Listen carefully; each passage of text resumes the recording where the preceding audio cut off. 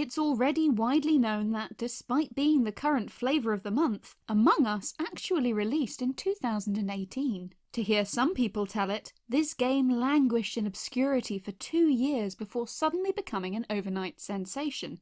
This isn't strictly true. In reality, Among Us was popular long before English speakers discovered it, with huge player bases in countries such as Brazil and Korea. The game's current popularity is the result of an accidental slow burn, with the developers Innersloth repeatedly attempting to give up and move on to something else, only to be dragged back to add new features. According to lead programmer Forrest Willard, "We're a slow-growing company.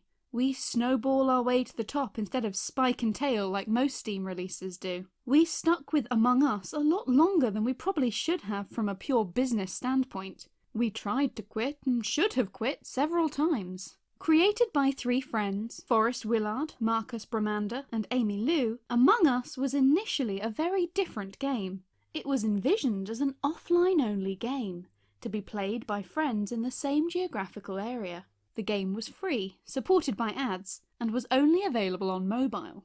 The game felt like a bit of a risk at the time. Another similar game, Bombernauts, had recently released without taking the world by storm, and there was a danger that Among Us would prove to be little more than a waste of time.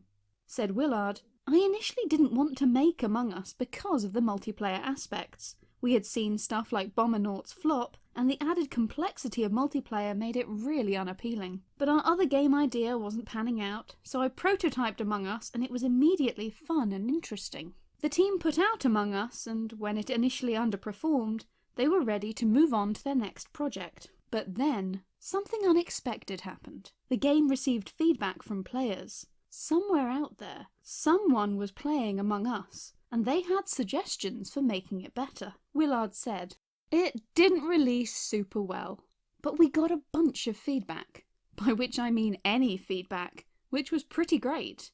Emboldened by a bit of player interaction, the team decided to improve the game a bit. They added online multiplayer and released the game on Steam. There, it did okay-ish, but the fan base was still fairly small. Then, in December of 2018, everything changed. A Korean YouTuber named Kevin Choi made a video on the game, and suddenly, Among Us received an influx of a few thousand new players. The timing was less than ideal. Success was a two-edged sword.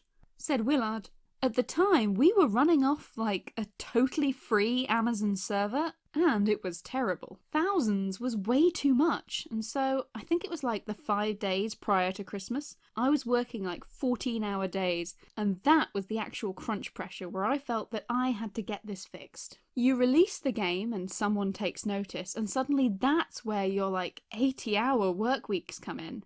Like, it's those intense bursts of, "Oh, something's happening!" You must react quickly. You don't want to lose this moment. As exhausting as this was, it was only the beginning. A few months later, a Brazilian YouTuber, Godnot, made a similar video, kicking off the game's popularity among Portuguese-speaking players. While the team added a few more cosmetic elements, they were eager to move on and try something new. Finally, at the start of 2020, they announced that work on the game was complete, and that they were moving on to something else. It was only a few months later that streamers including Kaif, Sodapoppin and XQC started playing the game on Twitch, and the English-speaking games community finally discovered something that large chunks of the rest of the world had known about for years. At this point, Innersloth decided to work on a sequel, in order to capitalise on the first game's success. Ultimately though, they decided to ditch this plan and continue adding to the original Among Us. Players simply won't let the team move on.